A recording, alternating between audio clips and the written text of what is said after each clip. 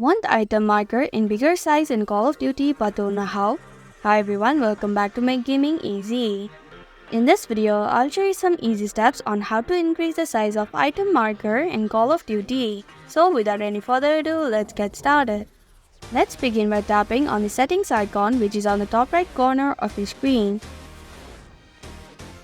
Now tap on basic from the left side of your screen.